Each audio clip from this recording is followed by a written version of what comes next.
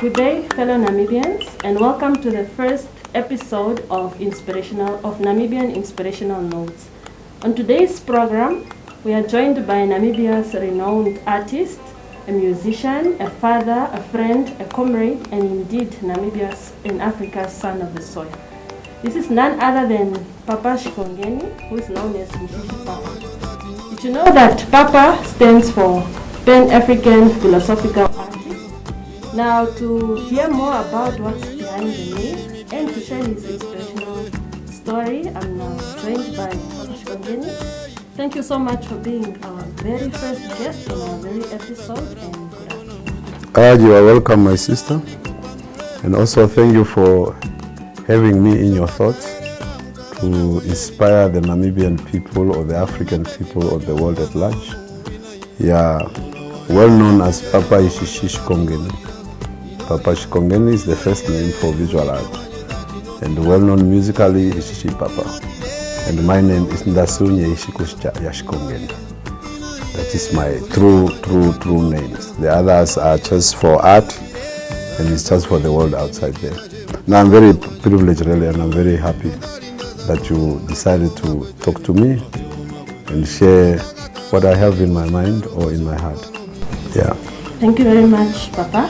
So we are going to get into the business of the day. Just like you to share with us when and where were you born. And as you tell us this, just also share if there's any interesting stories that you remember regarding your birth. Okay. Yeah, I'm a child, is a Bantu child, born by two Bantu with a mixed blood of the San people. Why say San people? Because our totem, they say Omazimo.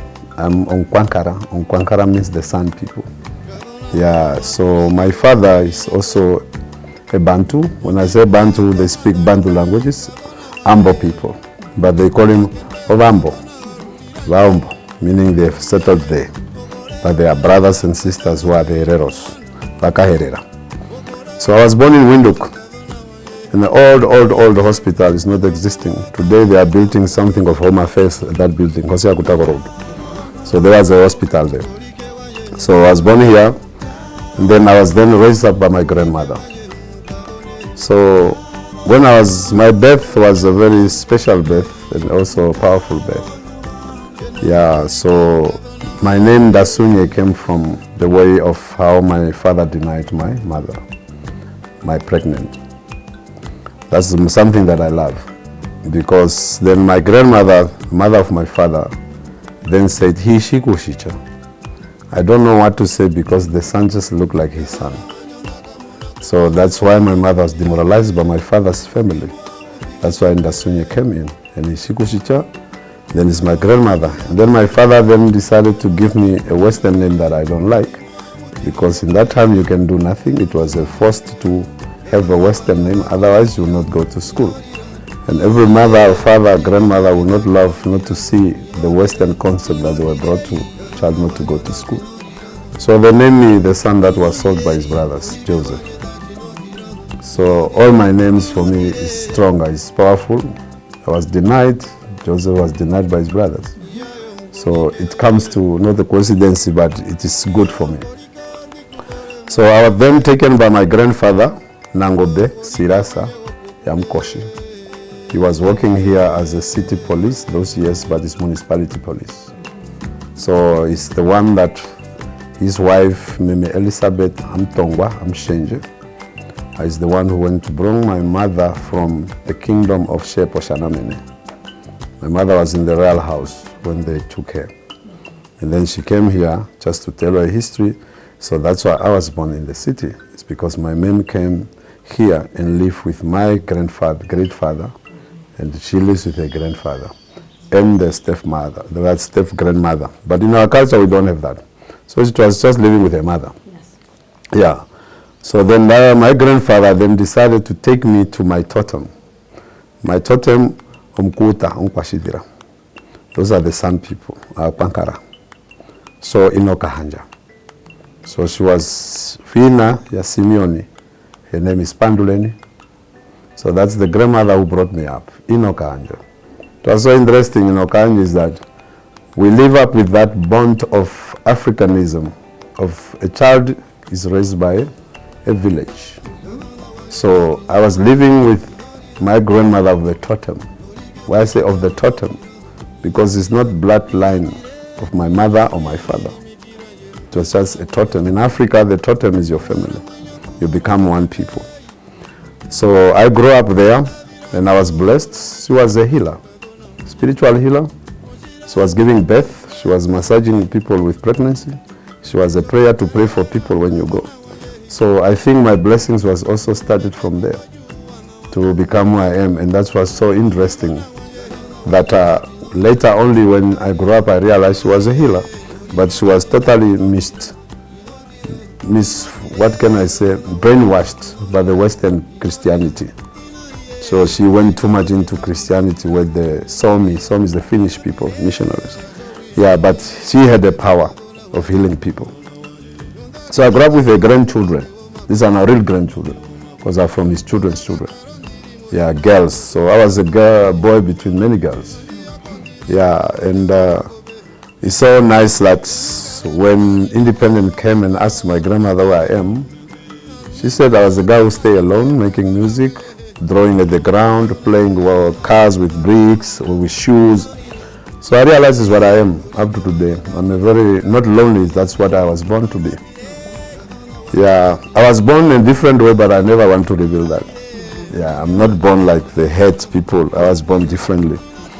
So I grew up there in Okanja. I started my pre-primary, what they say kindergarten that time, in Okanja, and then my primary also in Aurora Primary School in Okanja. So I came from Okanja with my knowledge of Herero and Damara. So I came to Windhoek only in the 81, and is where I started to learn Oshiwambo. Yeah, because as I said, the village is the one that parent the child. We didn't have those things of tribalism. We are living with Damara kids, Herero kids, and Wambo kids together. So we are the real Namibian generation. Yeah, because we didn't see, like today, we say, Omu Herero, Omu Ambo, Omu Damara. That only came after independence. You see? So we laughed at each other.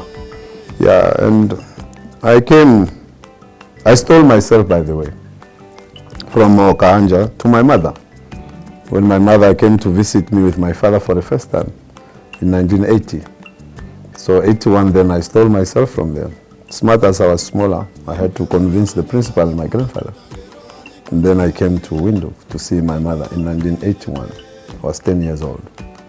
Then they put me to Omandume. I was in standard 2 that time. But because of not knowing the language of Shuambo, then I was put back to standard 1. You see, yeah, so I was put back to standard 1. So then I started to stay in Windhoek with my mother in the Wambo location, Wambo 1960. And then I used to visit my grandmother's house, Wambo 10, Mirera Muwanga, the late. And my grandfather's house in front of Mandume shops. Yeah, Tatembuga, Silas Amshenje. So I started to grow up there, and then I failed, I think, 3 times in standard 2. Because my teacher was late, Mukhachabe, big one, not the small one, there was a big one, from Mukhachabe. The principal at that time was Mr. Yuso Katangolo, was my principal. So Mr. Philip were my teachers, my Melindas. So it's where we grew up at Blomanda. Blomanda is what they use us to beat and discipline us. We used to be called Blomanda. Yeah, so you know that it's going to be punished. So our discipline was good. Not like today, they look at it like it's wrong. Yeah, for us it's to make us who we are today. So that's a bit that I can tell you. And then I went to Namutuni school. Because those years, if you come from Mandume, you have to go to Namutuni. From Namutuni, you either go to Shifidi, Katura Secondary School those years. Now it's Shifidi. Those were the school you target when, because of the society micro-environment we are staying, and because of the languages. And it was not like it's tribalism. It was also to strengthen our languages. That's why today children cannot speak our languages. You see, they are mixed up. Yeah, but it's very good to speak your language because it's God's will, not the way we look at it, tribalism. I always say that God is a tribalism then. You must go and ask God. who give us all these beautiful and unique languages and cultures, you see. So for me, I just feel a pity on that part when people have lost that and make it like tribalism, you see. Yeah, but it's not us who started tribalism anyway. We inherited from the Western people. Yeah, they brought that and then they live with the bone and then we fight against each other. So that's how I brought up myself, brought up by my mother. Naughty boy, yes, I was a naughty child, I know. Yeah, very, very naughty boy, but very disciplined. Yeah. And then we went to Ishipena. I didn't stay long because the mindset of being now fighting for your motherland, and because my father was one of the mobile, very big people, role model in Swapo. We used to translate in Oshikwanyama, in Oshiwambo, in Afrikaans, when they climb on the areli, on the drums. So my mother was part of the Swapo. So it was it could not be right for them, even to myself, if I could not join Swapo. Because it was in my forefront eyes, it was in my house. So I happened to then to go to exile, very young. Yeah. So that's a little bit of my young age or teenagers. That's how I lived. And I used to play concerts that I don't forget in Okahanja. Concert is very sad today, singing, no shierero. Yeah, Mama me tombe pera, jiponjesi, Mama me tombe pera, jiponjesi, winji patonjesi, Mama gonji wanga. So I used to be a concert dancer and a singer. So that's why I'm still a singer. So it's part of me from a small age. So we used to be, Nefo Damwe was our teacher on that. We used to sing in the Okahanja hall. We used to say Osala. But today it's broken, it's there without any roof, you know. So we had nice time when we were young. Elders used to take care of us. That's why we used to go to concerts and people come and see, our mother come and see what you do, and then motivate their children. I jamba when it comes to sports and a soccer player. I used to play from Mandume school and then from Namtuni school, soccer player. So that's what I have been as a young boy. Well, that's very, very beautiful history. And indeed, you know, some of these names that you mentioned, like Ukufina, Simeon, they are popular names. You know, I've heard them from some of your musics. Yeah. So these are really very familiar names. Okay. It's good to be part of following your history. Indeed, it's very inspirational. Now, to touch a bit about family, can you tell us about your children and your goal as a parent, and what does the word family mean to you, and in general, what it means? Yeah, family is a Western concept, it's a Western name. And the family does not exist in me in the way it was brought to me. Because when you say family in the concept of a white, it's like when you start my children. Our family is not starting with children. Our family is DNA where I come from. My grandfather, that's my family. So in Africa, we're not having family like the way they say. Ezimo. You see, so my totem is my family. Meaning people who carries the same totem I am from my father's side, my mother's side, are my family. My mother's children are my sisters and brothers. The same to my father's side. All my father's brothers, kids and grandchildren are my family. So when we speak about family, I speak about that whole family. My children is not my family. You see? So people have to realize, because the Western concept of make us that we must only love our children that is in the marriage. That's why we don't love each other, and that's why you talk about poverty. Poverty was created by the missionaries, where they break the chain of family, bond of that. Your brother's name is your name. You see? When I name my child after my brother or my grandmother, you keep the name, the family still grow. You see? So if my grandmother, I give a child of my grandmother's name, my grandmother will take care of that child. My sister, if I give her that, will take care of that child. Not today where you have a family of 2 married people. That is a Western concept, want to break down the Ubuntu of us. So we are Ubuntu people. I'm there because of you. And you are there because of me. Yeah, so we are a lot of family. But when I speak to my father, we were 14 children of my father. One passed away, my beloved sister, Jehobet. So then to my mother, we were 7. One passed away in a small, like not premature. So we are 3 boys to my mother's side and 3 girls. Everybody have his boyfriend and girlfriend. So the same it was in my father's side. I was born by unique people. There were 7 girls, 7 boys. So we all had, everybody had his girlfriend. So it was very a pity that when we look at family today, we look at the marriage. Yeah. So a family to us is the language as well. If you speak Vambo, and like when you speak family now, I will remind you, the Hereros are my family, because they are Mangundu. They are children of Mangundu.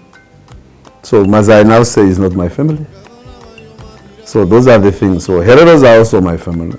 The Dama is my family, because they are Namibians. We all came in Namibia. So my family is big. You are also my family, as an African. You understand? So my children are now 16. You see, there were 17, 18, I think. I don't know, I don't remember. My firstborn passed away 1992. So that one was my firstborn, named after my mother, Namtenya Namakari Queen.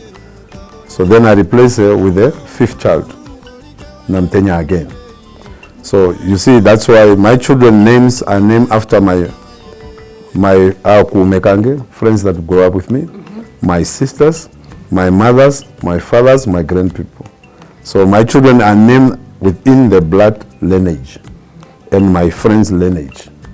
So why? So because in us, by naming that names, is that we will continue even if we are gone. Because if we come and say, oh, so you're Ndasunye Shikongeni. Yeah, but there was Ndasunye. No, I'm named after him. So that's why our legacy does not die only today from this Western concept that we have inherited, these religions and education.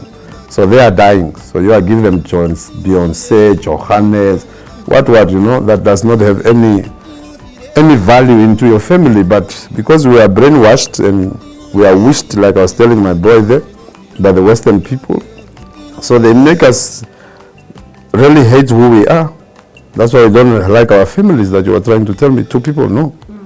Our family is a big one. Even my neighbor is my family. In my culture where I grew up. See, my neighbors were my family. I eat in their house. So that's how I look at family. Yeah, and that's what I say, that the whole neighborhood where we grow up, they are my family. All African, they are my family. You see. Does Papa have someone also named after you? Yes, my second son, Ndasunye Hishishi Mubasan. Yeah, so I name after myself because I think my spirit or the Almighty, Kanga Kanangobe, I think he knew it. I must name my child because nobody named me. I don't have a namesake. Not even for my sisters, my brothers, my friends, my cousins, So that's why, yeah, for me it's very interesting. So it's because maybe I've already given myself my own name to my son, you see. So it is so, yeah, strange. But I don't feel like why. Maybe it's what it has to be. That's me. Yeah. And they say if you give your son or you give somebody's name to somebody, they might become like them. Maybe they are scared for their children to become weird like me and crazy. Because I'm a crazy person. I live my life. So they might think if I give my name to this guy, my child might become. They said in Ekogifo. Yeah. So far we're doing remarkably very well. Thank you. And indeed I'm learning a lot. And I would like maybe another occasion just to expand on the terminology of family. You know, to teach the young ones what the African perspective of family ought to mean. Okay. Yes. You know, what the family means is love, respect, and unity. And it's good that you touch there. There is a cry that Africa wants to unite. You can't unite if the family is not yet united. It starts from home. So for the young people up there, your family is the bloodline you come from. They stay with you. They will be with you. They will bury you. They will take you out of problems. They will care always about you, even though you don't love them and you love your neighbors, you love your friends. But your family is those that are connected bloodly with your father's side, your mother's side. And there you must not break that chain like we are doing today. Your family is your mother. Young people up there, hear this one. You go out of your mother's house to go into a flat and pay 5,000 and 3,000, but you cannot pay 1,000 that your mother is asking in your mother's house. Your family is what you are breaking away. We are enriching other families, thinking that we are showing off that I live in a flat of 5,000 or 3,000, but at the moment you are enriching the family of somebody. The family is your brother that you see at home, that we are so rich, but we can see my brother there, although he's drinking tombo or having dirty clothes, you don't mind, but you can go and give clothes to your girlfriends or to your girlfriend family, but your own family is just there suffering. And that's, I cannot blame them. It's the concept of how the Western culture came into our cultures, how the discipline was taken to us and looked like everything that is bad to Africa, that is good to Africa, is made bad, if you don't know. What is good to us, it was made to be bad. So, for everybody there, as young you are, you can only love yourself if you love your sister.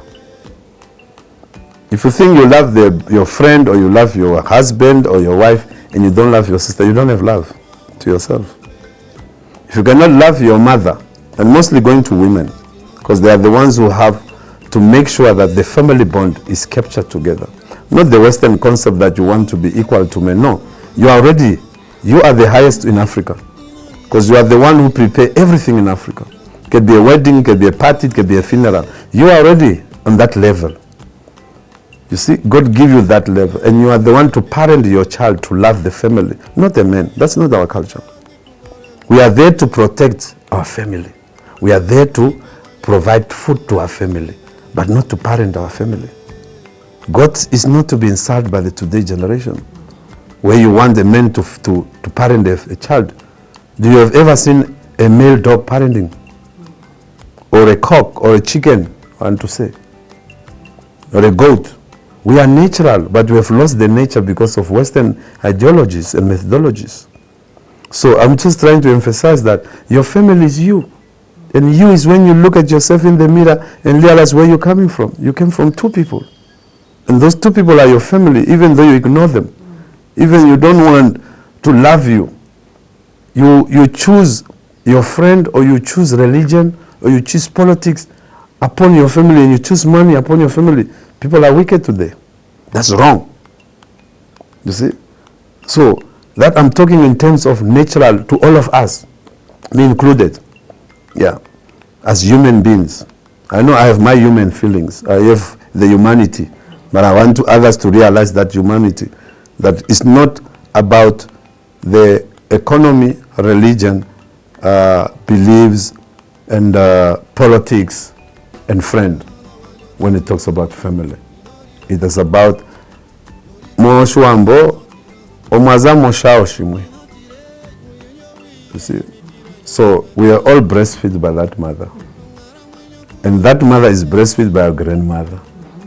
And that grandmother is breastfed by grandmother. The same goes to your father's side. Your father is breastfed by your grandmother.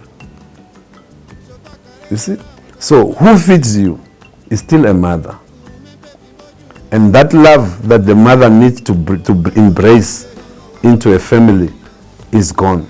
There is a verse or a phrase they say, a house is built with hand, but the home with his heart. So we lose the heart to build a family. We are using minds to build families today. Mind, when I mean by mind run away. Mind can make things, but your heart carries you. Yeah. So that's what I can say. I'd now like us to touch a bit on politics. Okay. Your political life. What do you consider to be the most significant political event that has ever occurred in history? It might be sounding selfish. It was the day when I prepared the Katutura Semnyoma Stadium for Hage 2014. That's something I'll never forget in my life. Because no one thought we can paint the municipality wall blue, red and green. Soccer field. And nobody have seen how full it was, and it will never be anymore. I'm not cursing, but I'm spiritual. From there, it never. Swapo never full. That time, that soccer field was full packed. That is what I celebrated for my father, because he was not there. Because he's the one that drove me for political. When I do it for Swapo, I don't do it for myself. I do it for my father and my mother. And my grandfathers who fought for them, started Kuria Toivo. So, my political wings was good, as I said, from home we already breastfeed. From our mother, and we were fed by our fathers, by the neighbors. So we were already born with a fist, just like a child from birth, with a fist. And politics to me have changed today. The politics of yesterday, when I was a teenager, a young boy, it was the tears of love and joy, not tears of poverty. Politics of yesterday have brought unity. I said it once at the youth center. We were here, the Swapo Party meeting of Katutura East. Until the politics bring culture into their political wings, culture and tradition, then you will not have a broken politics. Because politics have no culture and no respect, no value. But we as Africans, we have culture. We have to embrace that. So we don't embrace our culture because that's where Western made it. We don't embrace even culture in education. It's the same system. We don't embrace culture in the religion, churches. So the same way we destroyed ourselves with the mentality of inheriting from the Western concept, following the one-step cultures, is where I see that I'm not anymore enjoying politics. Because we have lost the culture of being Namibians or being Africans, not being parties. We didn't have parties. When I grew up, we could see blue, red and green, but it's not what we're looking at. We're looking at our nation, we're looking at neighborhoods, we're looking at ourselves as human. Party, the title, the name of the party was the umbrella, and we were the wings, and we were the branches. So that was really what I enjoyed, my life, and I also enjoyed politics when I was in Lubango. As a small young boy, as a soldier of plan. How? I enjoyed it because I found unity. There was love, we used to eat in one big pot, and one big, it's like these tomato wooden, blocks. Wooden, yeah. We used to eat just the same way I used to eat in the family, if you come back family. We used to eat in one plate, and just to emphasize that's why we're broken family wood, is because now you give your children each one a plate. That's why we become greedy. That's why greed is among us. We're already programmed. The greed even started there at home, where you give your child to eat alone. For us, we were eating together, we had unity. We touched our hands, we had love, we could satisfy it by that small we eat together. Now we cannot because you give your children to eat alone. That child will not be satisfied. That's why children of today don't give, don't share.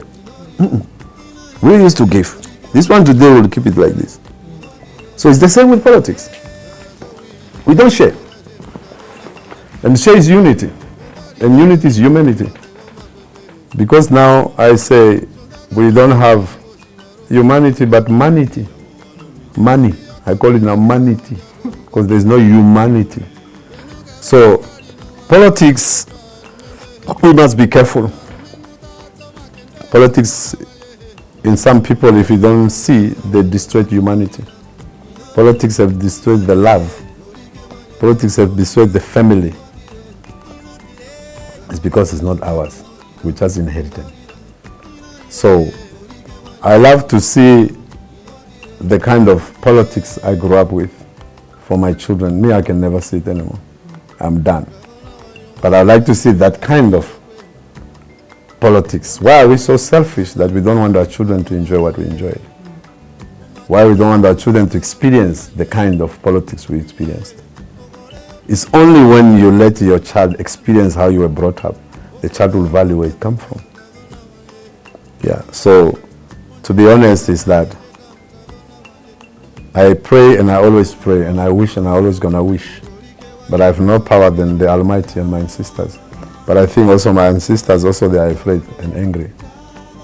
But I pray and to pray that we as African and especially Namibian will see humanity before politics. You see? That's all I will want to see because humanity is going to die. And it's already dying. That's why we are wearing masks. You understand? Yeah, it's going to die. Humanity is dying. Nobody respects humanity. They respect capitalism. That was changed to economical development. It's capitalism. Now you call it economy development. No, it's capital, my sister. So that's politics. I'd like to make use of this opportunity to thank you sincerely for making history for this Namibian Inspirational Notes, being the first guest on our program and sharing a very insightful interview, which I'm sure is going to inspire Namibians, which is the aim of this program, to inspire Namibians, Namibian inspiring a fellow Namibian. So thank you very much. Keep up the beautiful work, and we'll definitely be in touch for many other good projects to come. So fellow Namibians, that was our first episode with Papa Shikongeni. It was beautiful, it was inspirational, and it was insightful. Let's learn from his lessons and improve where we need to improve. Thank you very much.